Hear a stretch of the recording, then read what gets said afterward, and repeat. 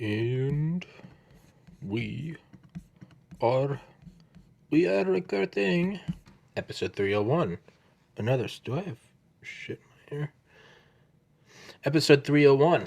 Another solo rant. Today's guest had a little sick. It's all right. It's December. Everybody's getting sick. That's not a thing.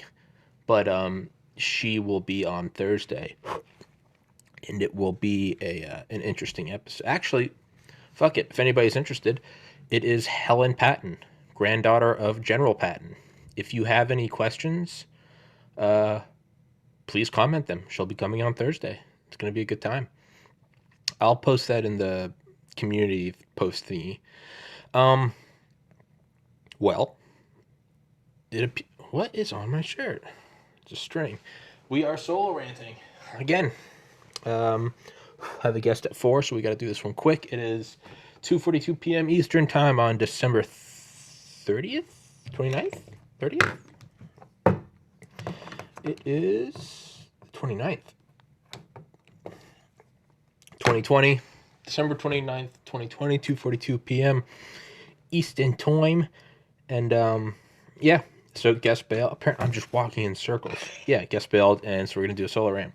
One of my best friends, and I know I say that term a lot, but I mean legitimately one of my like one of my 4 best friends messaged me earlier, and he had been watching the rants and he enjoyed them because it reminded him of when we would drink in high school, and just how it was genuinely me, regardless of content. So that's just my own psychopathic. Not everybody agrees with me, and that's okay. That's why this is a beautiful country. But he said just an idea would be to kind of edit it so it's a little less scatterbrained. And I do like the idea of that. And I think in the future that is something I'll do, or maybe it's less of a rant and more of a presentation, or perhaps it won't be that because you can't. I don't know. Maybe you can't get the same content out of a presentation that you can out of a rant. A rant has that freedom. It's abolished or a non-existent set of parameters. But then you could go back and you could edit. My neck hurts. I hope I'm not having a heart attack. Isn't that what happens in your neck or your shoulder? You get pain. Well, maybe this is how we go. Yeah, so I think in the future, that's something I'll definitely do. Do solo rants and then clean them up. You could probably upload like 2 versions of it. You could do like raw, just what it is, where there's all sorts of just crazy side rants. But then you could clean it up. And that's what I was thinking, clean it up, and I could put what I'm thinking on the screen. Like when I'm talking about documents or pulling up Wikipedia articles or citing shit, you could bring it up and kind of, have it pan across the screen. That could be cool. That could be really cool. Because all the rants I go on, they're very Alex Jones-esque in that like 98% of it I would put money on, that I know I'm like right on the not the speculation, but like the facts and figures. But there's some of it that I'm sure is wrong. And that could discredit the whole rant, because if you find one wrong thing, then the chances are the whole thing is wrong, which isn't true, but I'm looking at it as like the viewer. It's like, it could, like Alex Jones was like very good at saying that Epstein not just that Epstein was going to kill himself, but that Epstein had an island, back when even the idea of an Epstein island was a conspiracy. But then, he also talks about interdimensional reptilian aliens, and it's like, so it can kind of stretch credibility. But shout out to my boy David. I probably will do that in the future. But right now, the solo rants kind of exist as episodes where a guest, like today, back-to-back podcasts, there was no intention of doing a solo rant. I've done 10 in the history of this podcast. 3 of those 10 have been in the last week. Just goes to show that like they're not common things. They just kind of happen.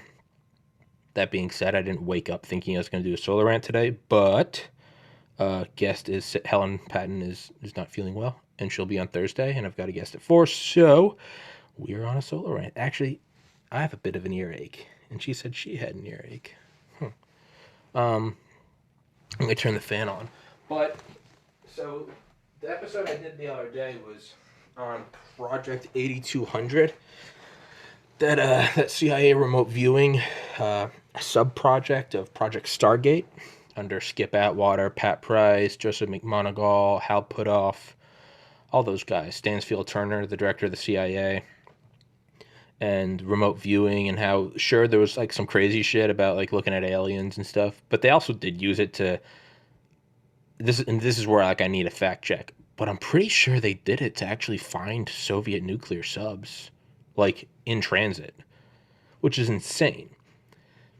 Yeah, I need to go through Annie Jacobson's phenomena.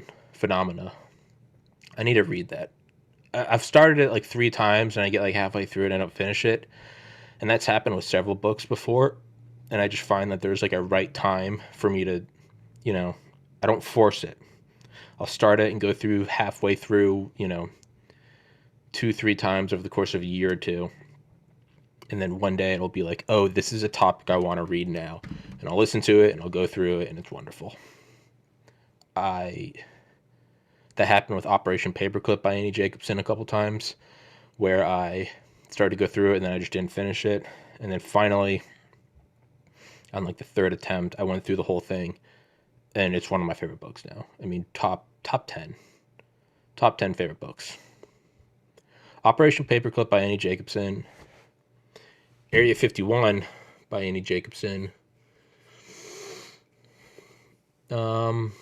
She has some other ones. DARPA's good, but not my top 10. Phenomenon's good, not my top 10.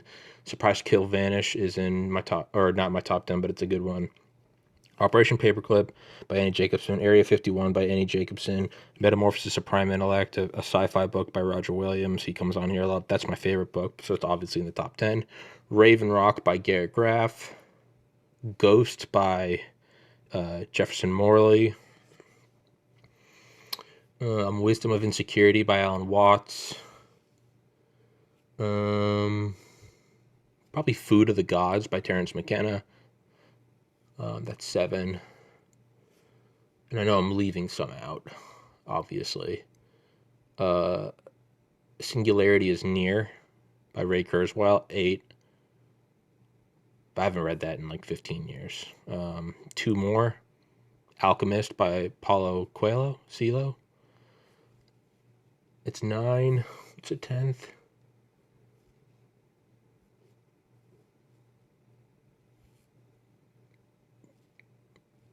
Probably Presidents and UFOs by Larry Holcomb.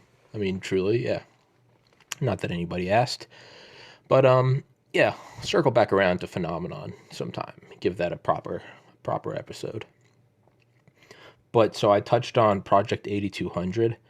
And, that's on that YouTube channel, It's Redacted. It's redacted bracket, which is fantastic. I'd only ever watched the Project 8200 episode. I hadn't watched any of the other ones. But last night I made a playlist with all 48 episodes, and I'll post that. I am putting a timer on so I don't miss my next guest. 2:50 now. Probably need to finish this bitch up by 3:50. Yeah, that gives us another hour. So I was listening to some of their stuff last night, and all of their shit's amazing. It's I think they've got like 30,000 subscribers right now. They're definitely gonna blow up into the millions. It's one of those channels. It's one of those channels that you see and you're like, how the fuck there's more people not? It's like Tim Dillon or Curious Droid. It's those sub-million channels you find and you're like, how is this not more? It's kind of along the same lines as that channel or group of channels, Dark 5, Dark Footage, Dark Skies, Dark Docs. That's a dope channel. It's Redacted is a lot like the Dark Docs channel, which has like 7 million subscribers. It's like a hybrid of that and that channel Mustard. That's another sub-million channel that he puts out videos like every 2 months, but they are amazing. 100% factual, none of it's speculation. It's all declassified shit, and he goes in and he makes animations, and he's got facts and figures and charts and stuff, and it's, it's scripted and it's very well done. It's super edited and produced, and it's like it's production quality. Cheddar. Is it cheddar or mustard? Those are two channels. One's cheddar and I think it's mustard. Cheddar's a good channel too, but mustard is that, yeah. Mustard is just, he puts out dope shit. None of those channels have covered the Lockheed Martin CL-1201. I did a solo rant on that, and it's I made a playlist of all the solo rants, and that will be in the description and the top comment to this one as well. I'm just really circling around. We're not diving into anything. So it's redacted. They had an episode that I listened to, discovered last night, and I've probably listened to it about 10 times already. It's like 10 minutes long. I don't watch YouTube videos. I almost exclusively listen. Like 99.95% listen. Not exaggerating. God, I love those. Gotta love the days following Thanksgiving and Christmas when you lean over a little bit and you feel your rolls and your tits morph together and you get your fupa and your love handles and you're just like, I am just a fucking squishy ball of chewed bubblegum, aren't I? As that U.S. veteran Derek Whita, the jacked guy that's missing a leg, as he once said, you're looking like 280 pounds of chewed bubblegum and you should be looking like 210 pounds of hard dick. Derek White is cool as fuck. But so they talk about on It's Redacted, and it's something I'd heard from Walter Bosley. I love Walter Bosley, Bosley. He has a channel, the Walter Bosley channel. He has been on the podcast, The Higher Side Chats, THC, hosted by Greg Carlwood. I discovered him, Higher Side Chats, in like 2017 maybe. I love that podcast. I haven't listened to it in forever. And I think I've probably only listened to like 15 of his podcasts. I think he's got like hundreds. But his podcast is amazing. It's all fringe shit. It's underground bases, telekinesis, time travel. It's, it's all, everything is, what he does is he provides like I really like it because what he does is it's like an exercise in an open mind. I don't think he personally believes most of it, but what I love about it is he kind of has people on and he doesn't just give them like the mic, but he also doesn't needle them. Like, where's the evidence of the pyramids being spacecraft? Like it's all taken with a grain of salt. And he kind of, what he does is he just kind of entertains it, and he doesn't make fun of it. He doesn't embrace it. He just kind of asks questions as you would about anything. If you told me about a crazy football game, like this past, was it Saturday night, whatever, and the Dolphins came back against, was it the Saints, whoever, and won. It's like if you just asked about that and you're like, oh, sure, tell me. Like, tell me about it. He just kind of entertains these ideas very openly, You may be talking about how Cthulhu is controlling the minds of the people in the Federal Reserve or some shit. I mean, real out there, real batshit stuff. But the whole like premise of his podcast is he's like, sure, like what are the mechanisms? Like what is the history of it? It's just because it's so open. Just personal opinion. I found a lot of it I can kind of not watch, because it's not really like pressed for facts, but some of it's really interesting. Some of it's really, really interesting. Super nice dude. He's just always smoking and drinking. But anyway, he's out on this guy, Walter Bosley. And Walter talks about the airship sightings of 1897, which are a documented thing off the coast of California. I think like 1895 to 1899, primarily in 1897. There were this slew of sightings off the coast of California of these massive airships. They looked like these just big old like steampunk type things, hot air balloons with big, almost like Da Vinci-esque wings, fabric or whatever, wood wings, and kind of like the Imagination Land blimp from South Park. Imagination Land. We have to send in Kurt Russell. But it is I remember hanging out with Joe Udell, 2007, and we took a shot every time they said imagination. But there was these sightings of those things, and I mean, I don't think it's. I mean, there are like sketches from like you can find them in like old newspapers. Google it, 1897 or don't even just. I would say 1890s airship sightings, California. And yeah, there are all these sketches of like what they saw, and they were all just kind of these balloon type things. But it wasn't, the weird thing was, is if I recall, it wasn't necessarily the same proportions of like a Zeppelin, right? Because a Zeppelin is like, I mean, those can be like 7, 8, 900 feet long, but it has to be that big to carry like any cabin, uh, any respectably sized cabin that actually has like, you would say, a crew. Not like a Goodyear blimp where it's got like that little fucking like go-kart sized cabin and there's just like two guys up there flying around. Like and those were a thing. Those were a thing, and I believe the early 1900s. I could be incredibly wrong on this. 1900s, maybe 1920s, but airships were, they were trying to become like a commercial thing to kind of compete with luxury cruise ships, and they had pianos that were made of like balsa wood.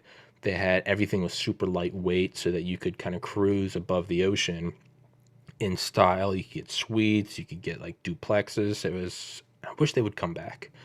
But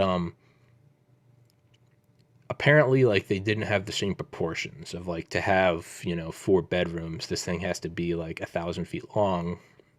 It seemed like there was some other technology used to keep them afloat, whether that's an engine or wings or propellers, but it wasn't. Yeah, and Walter Bosley goes in, and he's got these 2 lectures. I just search them, Walter Bosley, the higher side chats. I love them because he talks about this whole steampunky group called NIMSA, NYM, capital N, capital Y, capital M, capital Z, lowercase a, NIMSA. And it's supposed to be this group of Prussian, like Hermetic, I don't even know what that means, but Prussian Hermetic nationalists who from like the 1870s were funded to come over to the United States, and and they moved to like California somewhere, to the Sonora, Sonora desert, and they created the Sonora Aero Club, Aero SAC, so Sonora Aero Club, which is kind of a weird predecessor to like the Strategic Air Command, SAC. And there's this guy who was a legitimate figure, Charles A. Delshow, Dellshau, who was he was a historical figure. It's like Jesus. Like, you don't necessarily have to believe he's the son of God, but like, he was a dude that walked 2,000 years ago. You know, as was Buddha, Siddhartha Gautama. So was Muhammad. Like, these were all people that existed. Rasputin, but fuck, where was I going? Charles Delshow. He was an engineer and a draftsman, and this was before like 3D CAD imaging.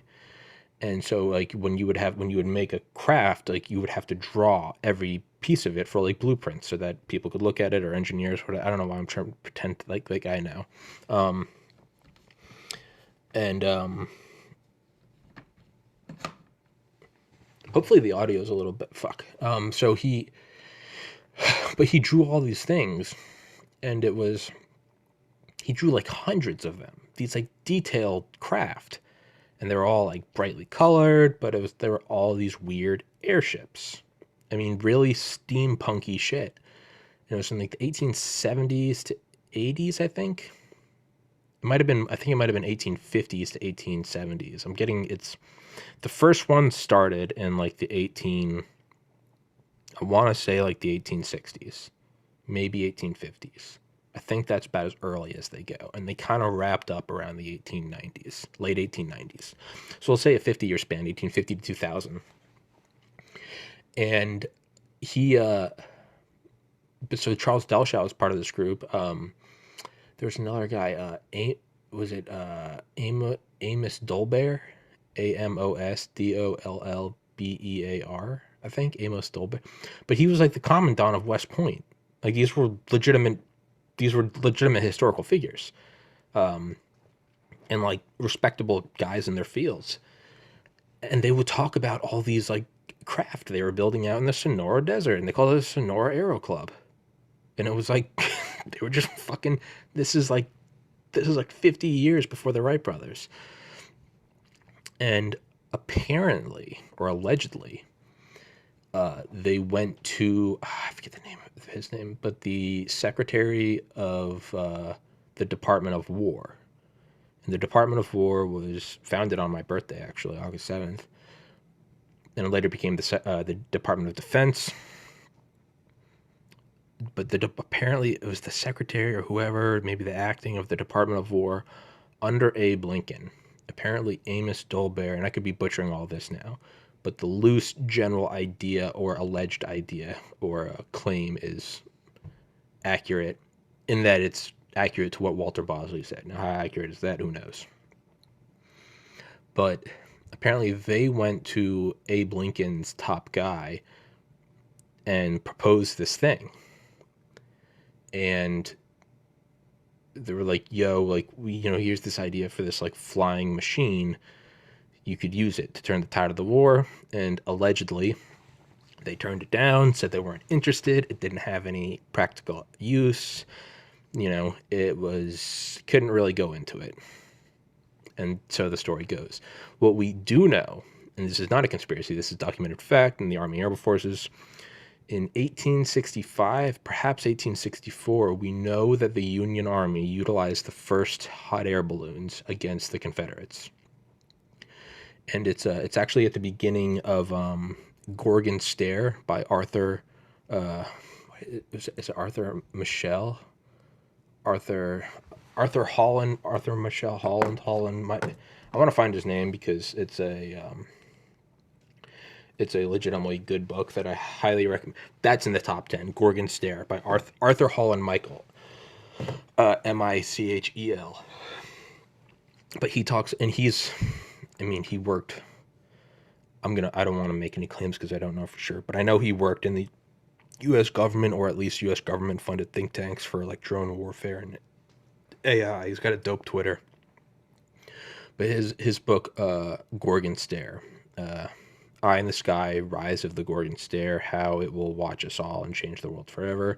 An individual I've had on this podcast, episode 17, JP, who was one of my deceased older brother John. My deceased older brother John, two of his best friends, Rob Anton and JP Veriano, both come on this podcast all the time. I love them both. JP was in the Air Force and operated, I think, the camera systems on like a Reaper or a Predator, and he's been on the podcast several times. I think only for the first two episodes we actually talked about his time operating the drones, and I know the first one was episode 17. I think it's in the first 20, if not the first 30. Go look up that. Do it now. But he actually worked on the Gorgon Stair program. Gorgon Stair program. This isn't a conspiracy. This is mostly declassified shit. They used it in Baltimore in 2015 for the riots, I think. And it's I went into that a little bit after the election, because the Gorgon Stair is this. It can see everything. I don't need to go into all that right now. Point is I don't want to go down the Gorgon Stair rabbit hole, because that's a fucking podcast right there. That is noted. I'm going to make a note of that right now. Gorgon Stair is definitely a podcast. I don't want to forget where I am. Fuck. Come on. Where was I? Well, I have no idea where. Solo rant. Whatever. I'm now solo rant, Gorgon Stair. I am trying to multitask and it's not working. But Arthur Holland, he wrote the book Gorgon Stair. But so the point of that whole side tangent is that he talks about the use of hot air balloons in like the late Civil War, and that's a documented thing. So the point of that whole fucking Jesus, this, what? Shout out David, you were right. These solo rants do need a little editing because they are scatterbrained. But fuck, where are we going? Oh, so we do know that the Union Army used hot air balloons, at least two, against the Confederates, and of course they have this like it's you gotta love the 1800s description of this thing. Actually, wait, why am I trying to go into that long tangential thing? Tyler Morton, active Air Force Colonel Tyler Morton, Colonel Tyler Morton, PhD, has been on this podcast several times. He wrote From Kites to Cold War. That is a fantastic history of airborne ISR, intelligence, surveillance, reconnaissance.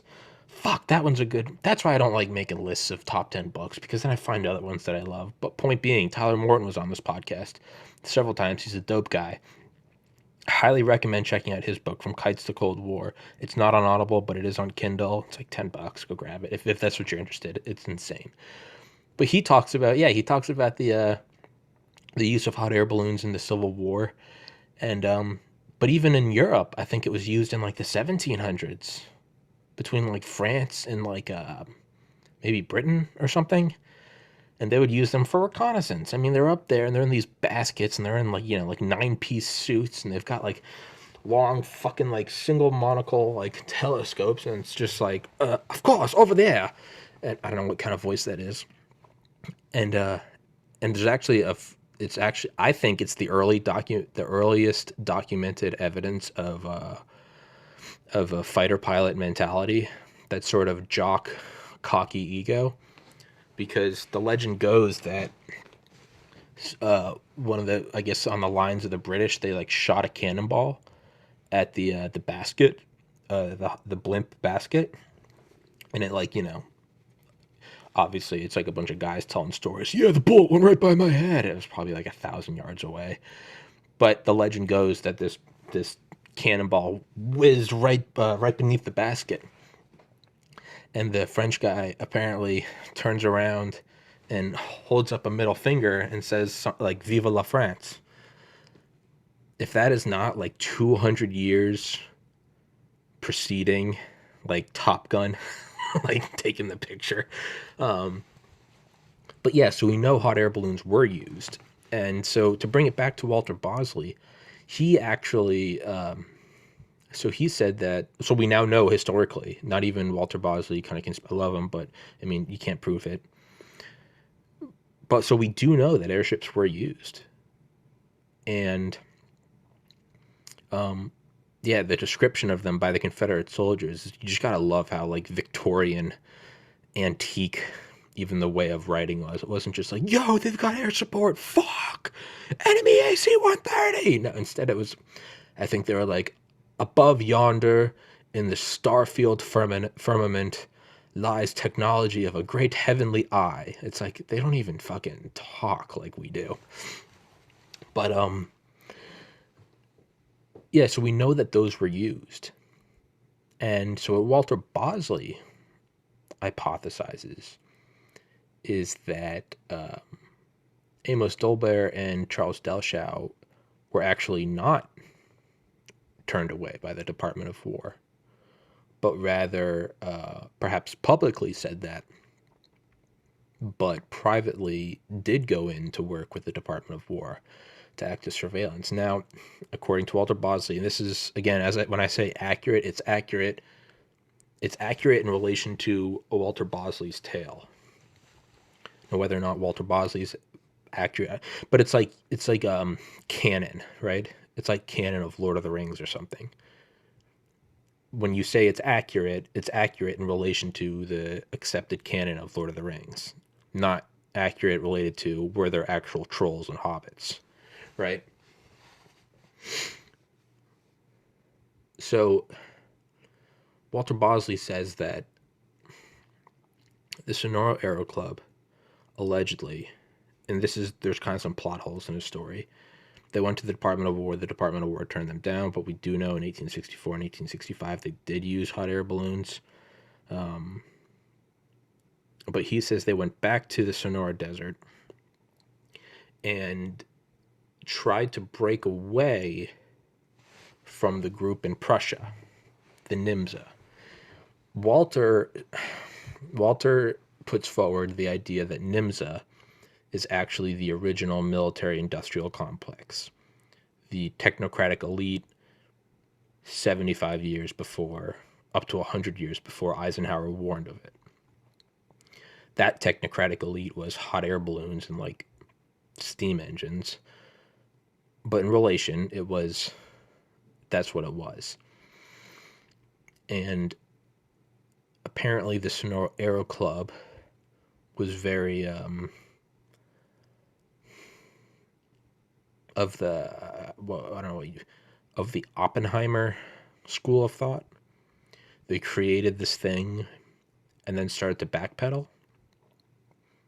We shouldn't use this. This is too, we shouldn't be pushing this. Like the guy that made the Gatling gun made it in hopes that it would make war so unbearable that war would end. Because he was like, this thing fires automatically. Surely we'll see the slaughter of everyone and go, wow, war is too much. That didn't work. Everyone was like, dope, we'll take 1,000.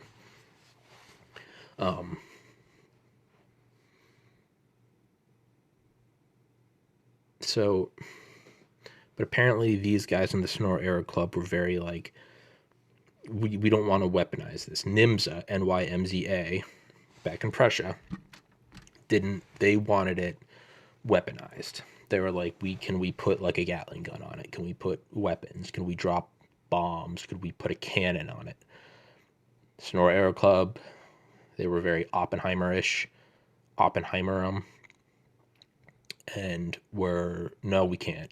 No, we shouldn't. Allegedly, some of the guys in the Sonora Aero Club started dying off. Was that their masters taking them out? Who knows? It's all a thriller. Would make a really good book. Make a really good movie, maybe. A nice series. But extraordinary claims require extraordinary evidence.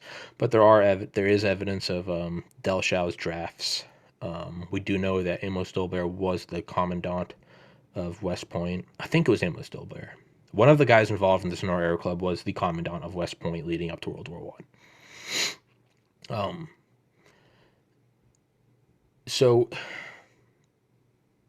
And we know there are 1890s airship sightings of these huge craft with electricity. They had extraordinary light and as if there was day in the night, which we would call like a spotlight. And they would come, and the reports of these things are that they would come and land, and people would get off. And they were sighted all across the United States. Again, allegedly. I gotta pee, and I gotta turn off this fan. I'll be right back.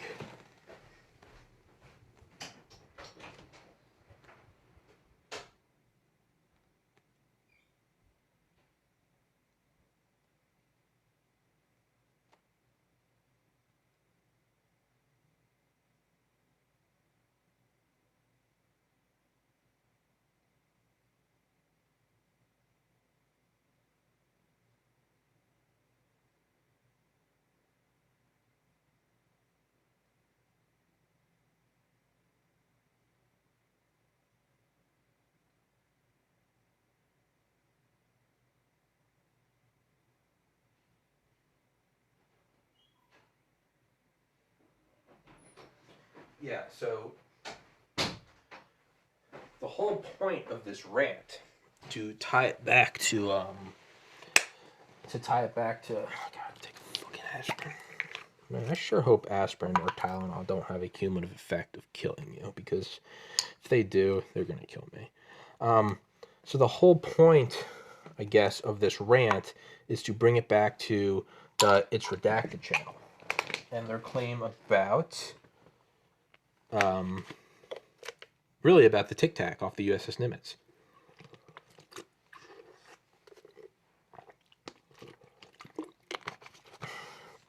And that claim is, well, it's in relation to all of it. It's that, and I'd heard it from Walter Bosley, and I kind of forgot about it, / threw it out of my mind. And hearing it again on It's Redacted last night kind of like awoken the idea, and kind of like what I do with books, maybe almost prompted a second look. And it is that aliens, beings, whatever, we don't need to put a title on it. What it is are contact with another intelligent life form. Let's just leave it as broad as we can. Doesn't have to be carbon based, doesn't have to be from some planet in the Goldilocks zone, doesn't have to be from this dimension. Intelligent life somewhere else in the universe. What do you mean there's no intelligent life? Because humans aren't. Yeah, fucking nice joke, Boomer. It's that these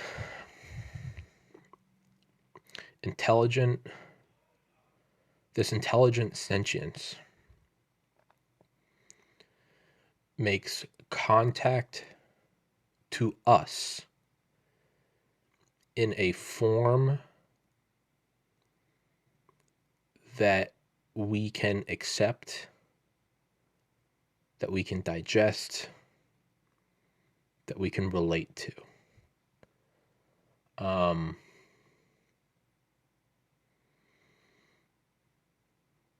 FDR going on fireside chats, right? Talking on the radio, you could say Trump tweeting, right?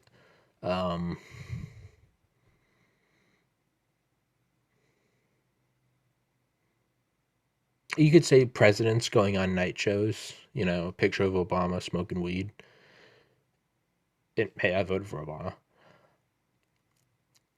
I don't know if those are the best examples. Bring it down to, I don't want to say dumb it down. Maybe a therapist talking to a child with puppets. Maybe trying to teach a child to be good, not because it's the right thing to do. Maybe their brains don't really register that. So you kind of start with like the stick and the carrot. It's Santa. And Santa and his fleet of airborne reindeer are going to come down your chimney and and not trying to sound like Neil deGrasse Tyson, where he just tries to break apart normal things into Neil deGrasse Tyson is the epitome of r/I am very smart. He's like tweeted about going to like using a passport in an airport. He's like, I got to use a piece of paper written with language and ink to prove that I can go from one arbitrary area of Earth to. It's like, fuck off. We get it. The whole fucking concept of life is insane. You're not smart for pointing that out, douchebag. But I do like him.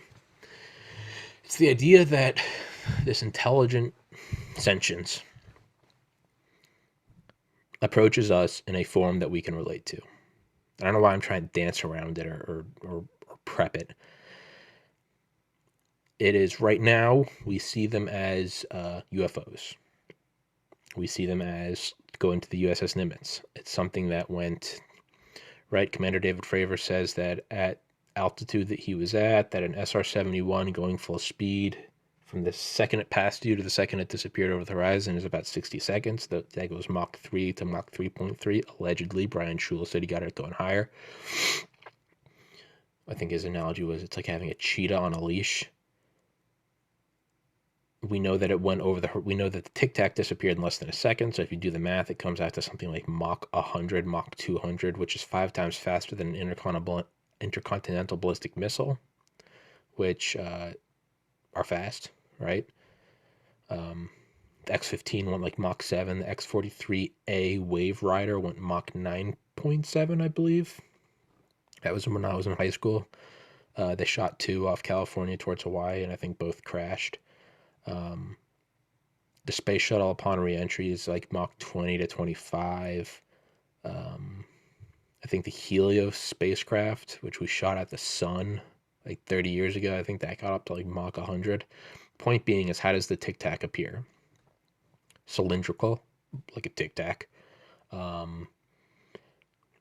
As Jeremy Corbell described, or as Commander Fravor described, like a ping pong ball being thrown into, like playing beer. Did you ever play beer pong with friends and you didn't have any solo cups, so you used glasses, and the game sucked?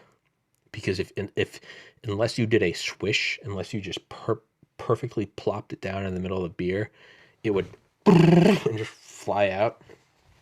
He said it was flying like that, not like a helicopter going back and forth. It was actually, he said it was doing like a cross.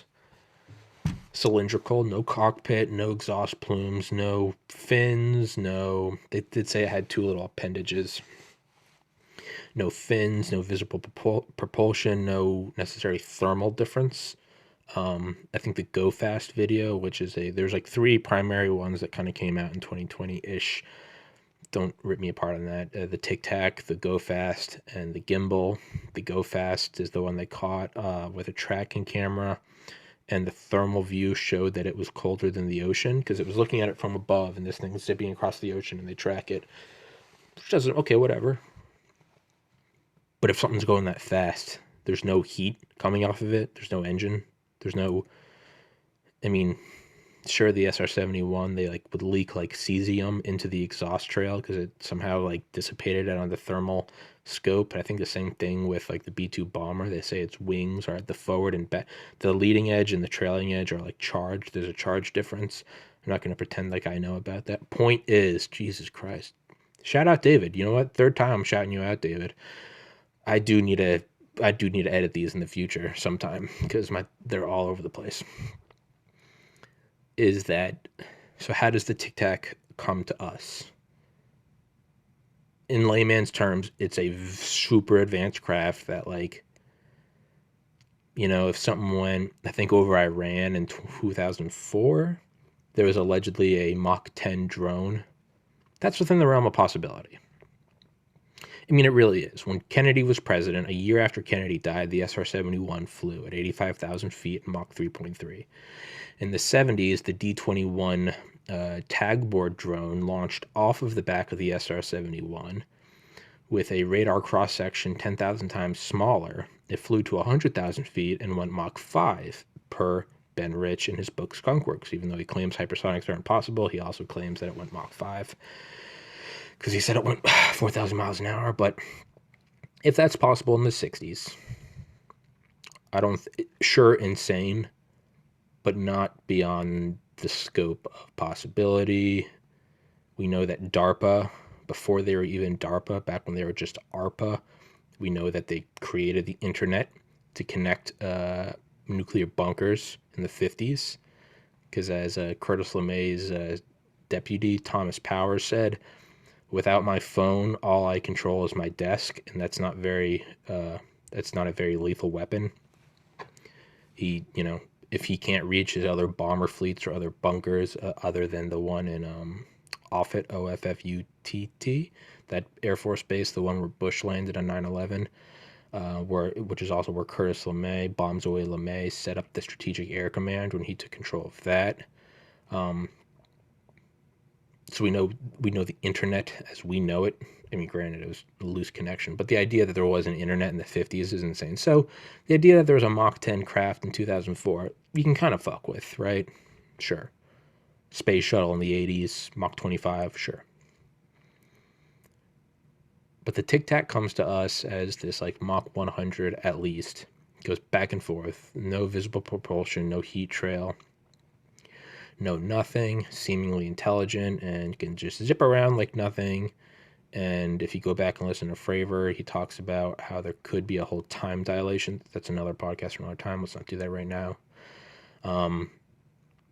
We know that with the Spy 1 radar, they said that they actually, when they saw the Tic Tac, that wasn't the first time they saw the Tic Tac.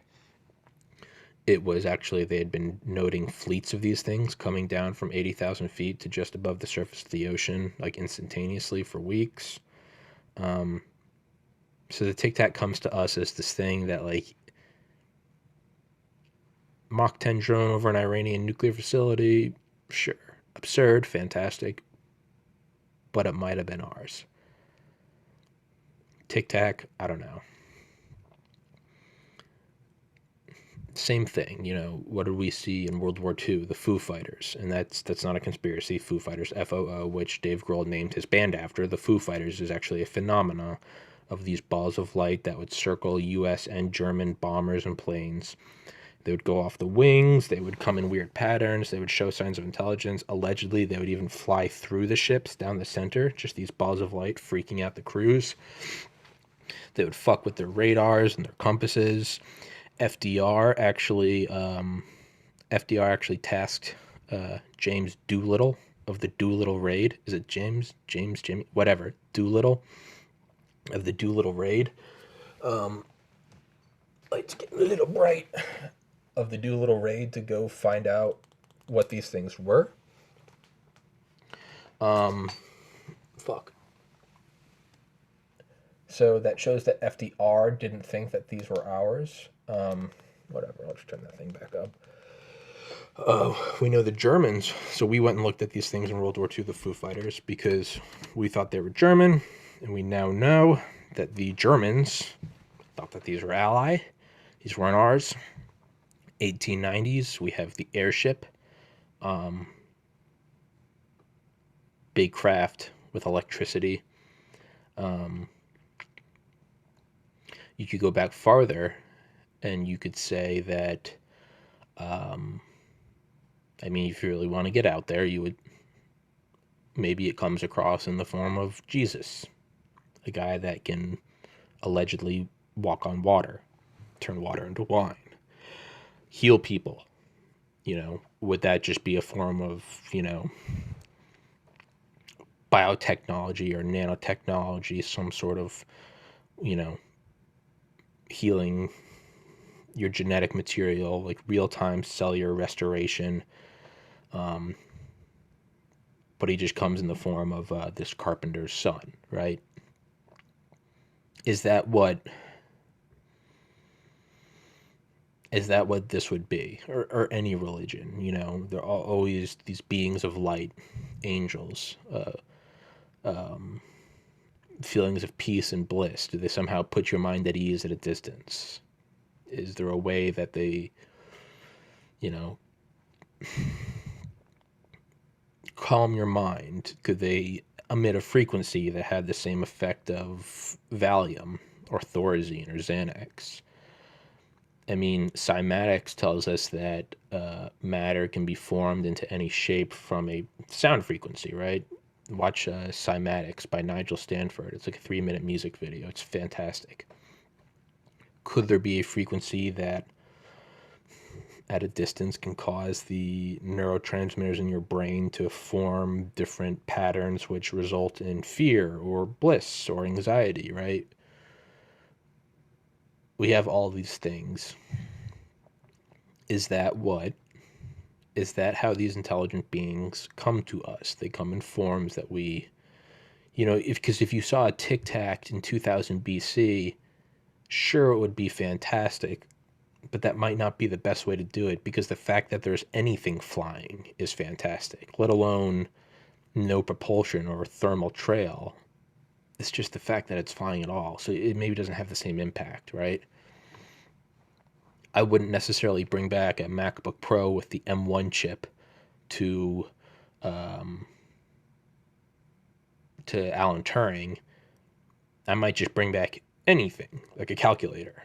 You know, there's no need to kind of burn that card. You know, use that hand. Be like, here's the M1 hand. To look at, because just the fact that there was like an LED screen or a screen at all. So if you go back to the 1890s, maybe you don't need to bring back a Mach 10 drone. Maybe it's just the fact that anything's flying at all. A Zeppelin. You know, maybe you don't need to bring back like the, you know, the power of a nuclear bomb. Maybe it's just like a bullet. Maybe if I brought a bullet back to like 200 AD, just a loud bang and someone getting hit in the head and no one saw what it was and their head just explodes. I mean, that would, you know, that would seem like a god power. You can kind of see where all these go, right? It would be just something advanced in relation to them. So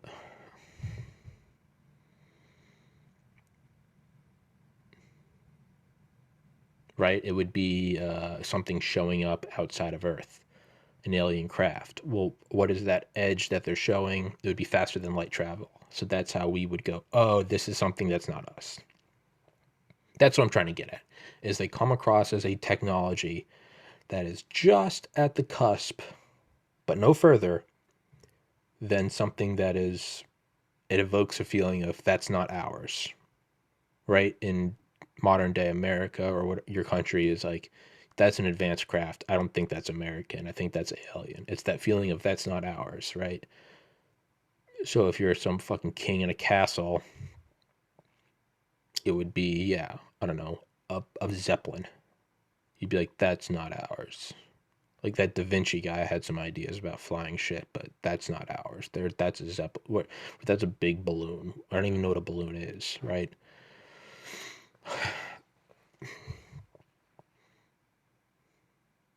If it was an NFL player, it would be a guy that won 30 straight Super Bowls. Put Tom Brady to shame, right?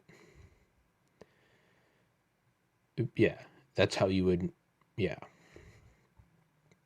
you would show up as a powerful force that could just do anything. I think I'm making my point. So because the reality is that they would be so advanced.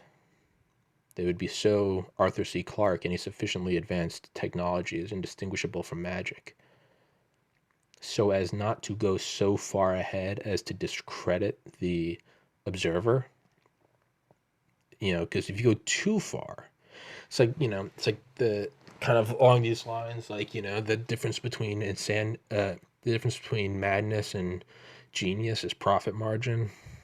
If you're one step ahead, they call you a genius. If you're two steps ahead, they call you crazy. If you're three steps ahead, they burn you at the stake.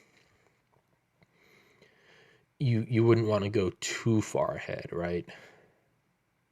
If it was 1897, you don't necessarily want to show up as a tic tac because they're just going to throw you in an insane asylum. Instead, you want to show up as a hot air balloon with a spotlight, just enough that you could kind of believe it, but it's still fantastic and evokes the feeling of that's not ours. So, yeah, the purpose of this rant is I just think that's a really interesting idea. It's this intelligent sentience, whether they're malevolent or benevolent, who knows. But they're here and they approach us in a way, in a form that we can accept, right? I can't explain to my rest in peace, Oscar. I can't explain to Oscar that barking is bad. A bad owner would beat their animal. Instead, you get a bone. Oscar loves cheese. Quiet. Hey, quiet, quiet. And as he learns to be quiet, you give him a piece of cheese. He eats that. He likes it. That dopamine dump. Okay, well now he starts to learn that. Okay, no bark, dopamine. No bark, good. Bark, bad. You come. So I don't come to him trying to explain how it's not nice to bark because it's too loud and the human ear registers this many decibels, and after a long day of work, you can't understand that. Instead, he understands bark bad, no bark good. All right? You don't understand necessarily altruism and what goes around comes around, and everyone's fighting a tough battle. Instead, it's be good, Santa comes. Be bad, Santa gives you coal. It's right. The aliens are almost coming to us as an Eli 5. Explain like I'm 5. ELI, the number 5. Explain like I'm 5. It seems like that's maybe what they do, right? The allegations that UFOs are very interested in nuclear sites and nuclear bomb depots. That's sort of maybe this god tier beings letting us know that that they're here with impunity, that they can hover over the Pentagon or the White House and nothing you do matters. They can buzz your supercarrier fleet. But it also shows that, hey, we're here and we can do anything. So if we wanted to kill you, we already would have, and you wouldn't have known. And right, it's kind of like when MacArthur went to Japan after they surrendered, and he got off the plane with no sidearm, and it was to show that like he doesn't need a weapon because he's in charge. There was that ultimate show of power I think Margaret Thatcher's uh,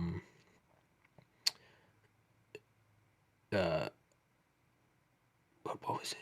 Being powerful is like being a woman. If you have to explain you are, then you aren't, which is hilariously controversial now. Just like kindergarten cop, boys have a penis, girls have a vagina. Who would have thought that that was like as controversial as like Tank Man at Tiananmen Square? But the UFOs, by we can destroy you and we haven't. The fact that you're seeing us should, it's like a Navy SEALs come out of the bushes and they talk to you. It's like the very fact that they're like you see them shows that you weren't the target, right? It's like if you can hear the V2 rocket, then you're not the target. It's so it seems like UFOs show up and then like what are they doing? They hover over our nuclear sites or nuclear silos. And it's like, this is what we're interested in. So it's like, what is, you don't have to be too intelligent to connect the dots. Here's this God tier power, and they're looking at our bombs that could destroy all of humanity. Oh, maybe they don't want us to destroy humanity. It seems like, right? I think I've made my point. Let's wrap this rant up. I hope you guys enjoyed it. And yeah, please go subscribe on BitChute and Rumble. I hope not, but it seems that this channel's days are numbered on YouTube for a plethora of reasons. And God, I need to lose some weight. I got a fat face. So yeah, go subscribe on YouTube and or on BitChute and Rumble. And if you enjoy it, please send it to some friends. I've been told that people have commented that they don't get notifications for this podcast. If they search this podcast, it won't come up. So subscribe to it. Text yourself a link so you can go back to it and open it up. If you don't see new episodes on here, if this channel's getting shadow banned, if it's just banned outright, please, just go check Rumble and BitChute, or check Anchor, or Spotify, or Apple Podcast, or Overcast, or whatever. There are tons. It's on Twitter, it's on Parler, it's on Instagram, it's on Facebook. I got permanent banned from Reddit, so you can't go back there anymore. But yeah, spread the podcast, guys. If you enjoy it, please do. If not, that's cool. I'll never charge anyone for anything. This isn't, if you donate on Patreon, thank you very much. That will go towards more equipment on this podcast. It's not going to go to my pocket. That's just going to go to doper and doper equipment and software. No, I'm not going to offer tiers of Patreon benefits. This podcast is available to everybody. Hey, I get Rogan getting that 10th of a billy, but I mean, let's be real. That killed JRE. It did. You can call it what you want. It killed JRE. I love him. He's my inspiration. He helped me get through college. Helped me with a lot of growth. I owe a lot to Joe Rogan. But let's be real. That killed it. That killed it. Which, hey, I fucking, as I said, I'll never charge anyone for this podcast. If somebody comes along with 100 million, I'll shut the fuck up. But yeah. So, no, there will be no benefits to it. The benefit will be you can contribute to it, and it will make the podcast better. I know that sounds really idyllic. Like, okay, sure, Tommy, suck my dick. I don't give a fuck. But I'm just being real. There's not going to be... You're not going to get special content. You're not going to have a badge on your username. I don't even know how to do that, but no one gets priority. Watch the podcast, enjoy the podcast. Feel free to comment. Yeah, feel free to comment. If you have any guests, shoot me an email at tommyspodcast, TOMMYSPODCAST @gmail and at Proton Mail. I've now had several instances over the last month of like shadow banning on Gmail. So now some of my shit's not even going through to people, but when it goes through on Proton Mail just fine. So, if I don't get back to you, email me in Proton Mail. But yeah, hope you guys enjoy this. Podcast started on December 12th, 2019. Now here we are. Started from the bottom, now we're here. Started from the bottom, now the whole team fucking here. Blah, blah, blah, blah, blah, blah, blah. But it's going to be very exciting to see how this grows in 2021. I am amped. Who knows? A year ago I was trying to do an episode every week. I thought that was a decent pace. Right? And now we've got a backdrop, we've got a professional microphone in the mail, 4K webcam got here today. That will be hooked up for tomorrow. Lighting, editing, getting a little better. Get some audio equipment coming. Got like $1,500 of audio equipment coming. With these weird cables and mixers and gain amplifiers and a fucking boom so it can be right next to my mouth. There's this weird shell that reflects audio. I've put blankets over like the fan and the TV right here because I realized I was creating my own cave of auditory reflection, so maybe that has an effect. So I have the 4K webcam. I have the webcam on the MacBook, and then I also have a GoPro and a Logitech from Mitzi Purdue. Shout out Mitzi.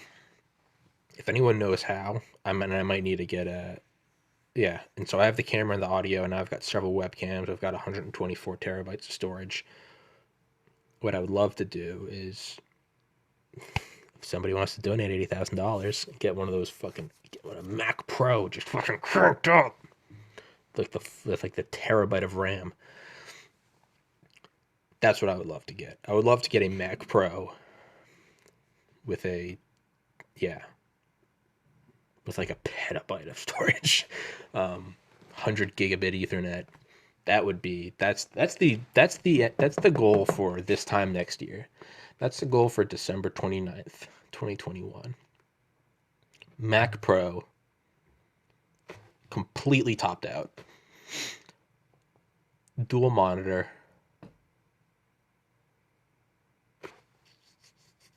Several microphones. And I want an array of cameras. All around me. And I want it to be stitched together so that you can view this podcast in like 360 degrees. I'll have to have a studio where I don't have any personal shit because I don't need people snooping around my house. But I would like that. I would like you to be able to see everything. I'll probably chop it off below my waist because I don't need anyone seeing whether or not I'm wearing pants, because that's part of the, let's be real, that's part of the excitement of this podcast. Is he wearing pants? We just don't know. And that's, we don't know if these aliens are coming to us in the form of airships or UFOs or Tic Tacs, but you know what? No, we also don't know. It's Tommy wearing pants. Gravitational waves were predicted by Einstein, and we figured out they were true. You know what we don't know? Am I wearing pants? So I don't want to ruin that, I want to leave a little to the imagination. Are there pants? I don't agree with this guy, this white-skinned, blue-eyed Nazi who talks about Trump and, America first. Sure, you don't have to agree with me, that's fine. But I mean, goddamn, I don't know whether or not this guy's wearing pants. And that's why I keep coming back to this podcast. Not for the gap tooth or the poor bladder or the blossoming ego or the fragile thin skin or general narcissism. I come back because I don't know whether or not this guy's wearing pants. I mean, and that's, I don't blame you. Another goal for the end of 2021 will be an apparel store for shit. Like, I made this. This is an Alex Jones hoodie. You love or hate Alex Jones. The dude is entertaining, and that's what I like. The text all over this is actually the transcript of a rant he went on his first time on Joe Rogan on episode 911.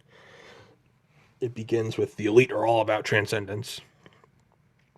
But yeah, so those are goals for the end of 2021. Maxed out Mac Pro, dual monitors, tons of microphones, whole studio. I want to make the studio like an anechoic chamber, ANECHOIC. Yeah. 4K. Fuck it. By 2020, I want December 21. I want 8K.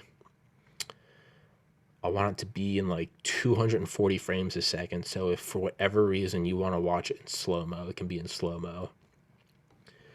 And I want it to be like an interactive video where you can like look around 360 degrees. Yeah. That would be dope. I want each episode file to be like a terabyte each. Just fucking unnecessarily detailed video. Because we can. Yeah. Maxed out studio, apparel store, 10,000 subscribers. 10,000 subscribers by this time next year. Maxed out Mac, apparel store, 360 degree podcast experience. Maxed out 360 apparel store, 10,000 subscribers. But that has nothing to do with your experience. So yeah, maxed out 360 apparel store.